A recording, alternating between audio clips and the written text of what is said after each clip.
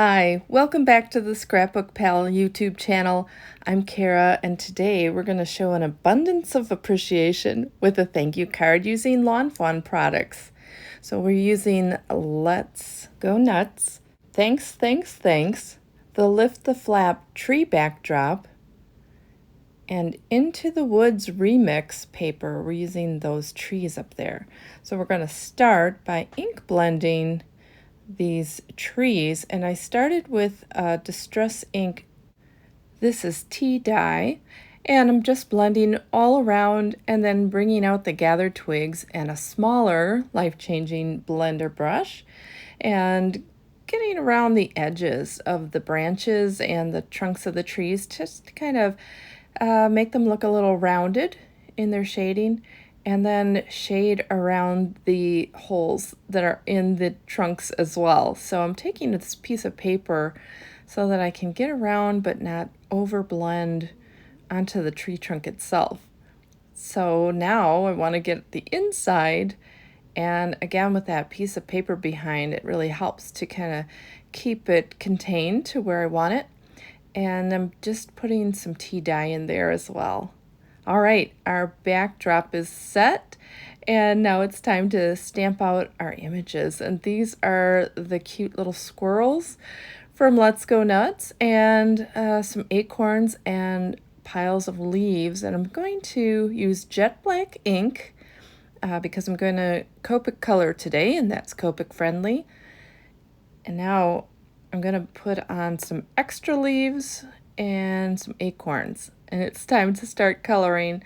I'll start by finding my shadows with my lightest color, and this is an E21, and all of these squirrels are going to be colored the same with the E20 family.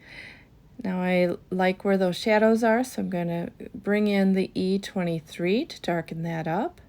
And my main goal with the shadows here, or with the shading, is to give him a rounded body. And on this card, it's not so much where the shadows are hitting the image. It's really just because most of them are going to be inside the trees. So I just really want to show them to be rounded, give them some dimension. So I'm blending that E23 in with the E21 all through the body, and then I'll come back and bring in that E23 again where it's been really blended away. The nice thing about Copic markers is they're really good for layering color. So blend it out, put some more back in, and then now I can get even darker. And this is an E25. So I'm just going in those same shadow areas and extending it out just slightly so that I can blend it more with the E23 and E21. But I decided I could go darker, so here is the E27, and that's as dark as I go in my shadows this time. I just want to give him that tail to make it look like it's a little bit behind him, and then blend everything up with the E23, and then eventually with the E21. Now with the other squirrels, I colored them all the same way, and so what I'm going to show is where I put the shadows on everybody so that you can see that, but we won't watch all the blending. So to make the tail look like it's a little bit more behind, and where his legs are underneath and his neck, and then under his arms, and also the bridge of his nose. And here's the next squirrel, and again with the tail and under the legs and his tummy and his neck, and then the bridge of his nose and a little bit to round out his face. And here I'm just showing how I blended up from that bridge of the nose. Now with this little baby squirrel, same thing under his body, bridge of his nose again, neck, tail, and time to move on to the acorns. So for the tops of the acorns, I have an E42 and an E44. And with the 44, I'm just drawing in some, I don't know, slanty marks there to make it look like they're textured. So kind of a crisscross look on those acorn tops. And then for the acorn itself, an E11, kind of a redder brown, and just color all of those in and shade them in with the E13. So shading under the caps and where the piles of acorns kind of come together, so that that would be a little darker in those shadows.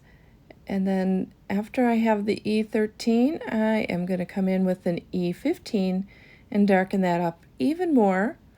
And then I'll come back in with the E11 and blend it all together. Now onto the pile of leaves, and I already did one, you can see it up top, but once I figured out which colors I wanted to use, now I can show you exactly how I did it and how I did all the rest of them.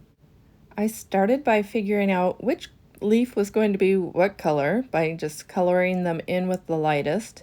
And so E42 for the brown leaves, YR21 for the yellow ones, YR14 for the orange ones, and then a YG23 for the green ones.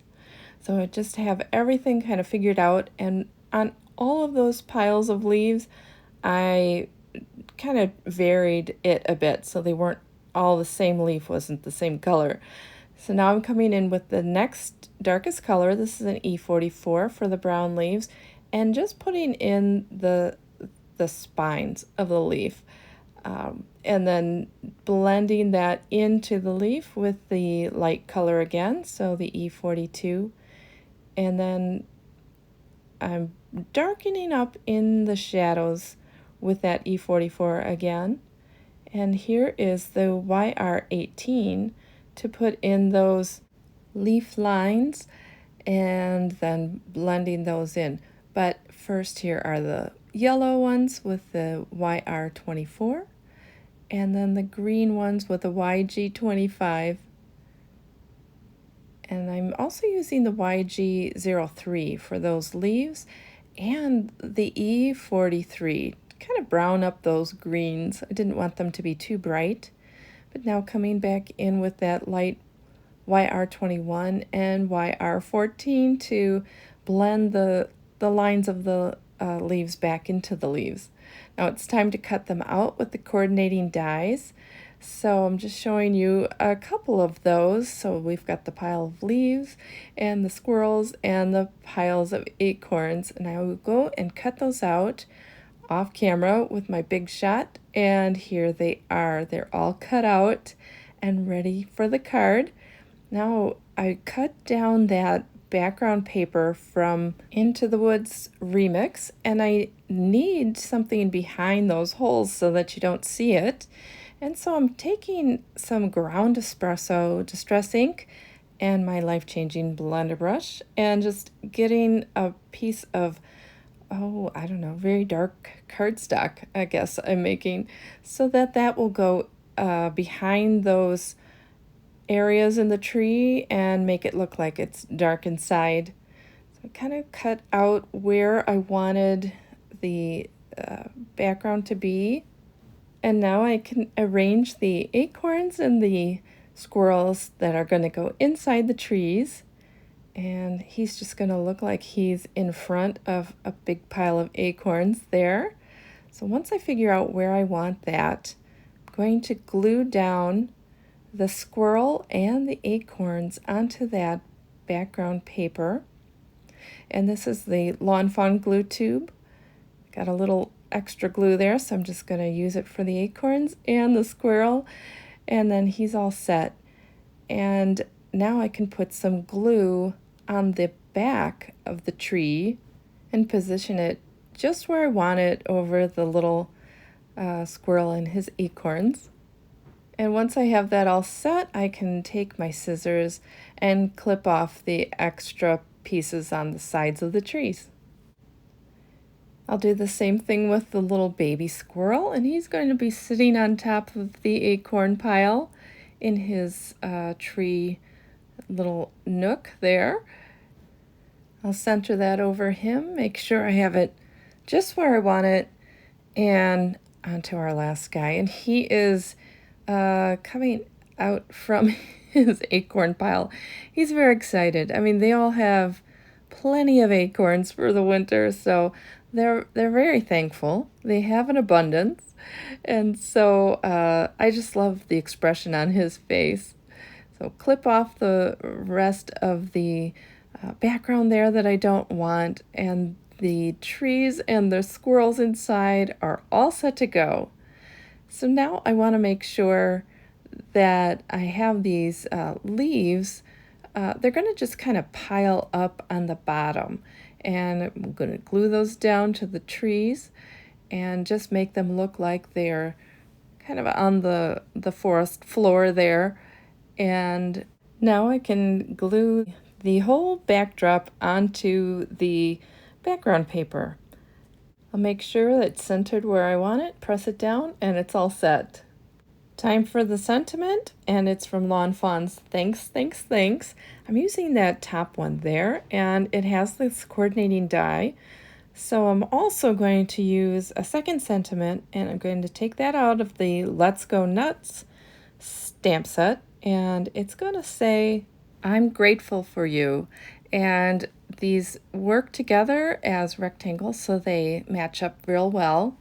So I'm using walnut ink from Lawn Fawn for the sentiments because it's brown and I thought it would go well with the card. And now I'm going to use that die cut, and there it is. And there's that sentiment on the bottom. And I wasn't sure if I liked the white, or maybe I wanted orange or green. In the end, I tried both of them. So there's with orange, and it's okay. And then I tried it with the green, and that's good too. But in the end, I went back to the white, and I think what bothered me is I felt like the thanks was floating up there and kind of too light with the background. So what it really just needed was something behind the sentiment, or the word thanks. So either green or orange, and I settled on orange. And now I'm going to color in all the little parts of the thanks, and I'm going to use green and orange for that.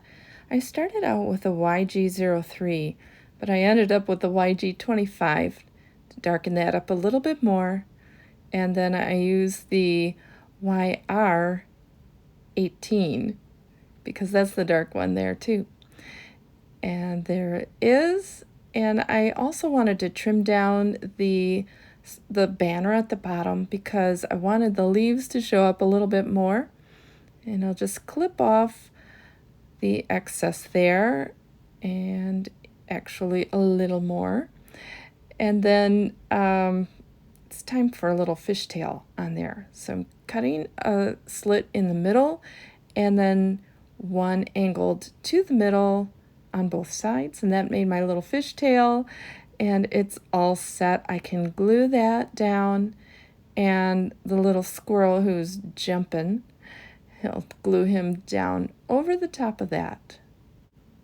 I'm going to use the banner that I created for the orange ensemble from the bottom and use that in the back.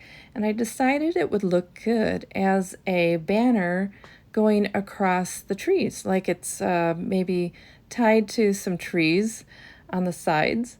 And so I'm using this, it's actually glow-in-the-dark hemp cord from Lawn Fawn, but just gonna thread it through and tie a little knot like it's holding on the banner on both sides.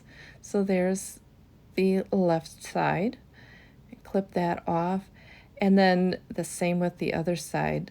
So I just think that's so cool that it's glow in the dark, but For my card, it's just to be kind of a natural looking rope in the woods there. Put the next knot in there, and then cut that off as well, and it's ready to go on the card. Put some glue on the back of the thanks die cut and stick that on the banner, and now I have the amount of color and the look that I was going for at the top there, kind of to match the amount of color and bulk at the bottom with the leaves on the bottom there. All right, I took a pencil to mark where I wanted to put some adhesive on the back to hold that down, and I'm going to mark the other side as well. And I'm using scrappy tape here because it's very strong. It's a double-sided tape. Just go along those lines that I created, and now I know where I can put those pieces of hemp cord on the back, and they'll line up where I want them. And just stick that down, make sure it's straight across, and now I can take some glue and glue down that banner. So just slip it in there on that orange piece, and it's all set. I don't even think you'd have to glue down that part because the back will hold it well, but I did anyway. I used scrappy tape on the back, and I'm using a 5.5 by 4.25 inch note card. Take the release paper off of there, and now I'm putting the card upside down so that the spine is on my work surface, and that way I know I've got it straight across the top, and if it wasn't straight across the bottom, I could cut that off if I needed to. But it worked out great, and there it is. There's our little squirrels. They're all set to say thanks, and this card is all done. Well, I hope you enjoyed the card today. All of the supplies are listed in the description below and can be found at scrapbookpal.com. Thanks for watching, and have a great day. Bye!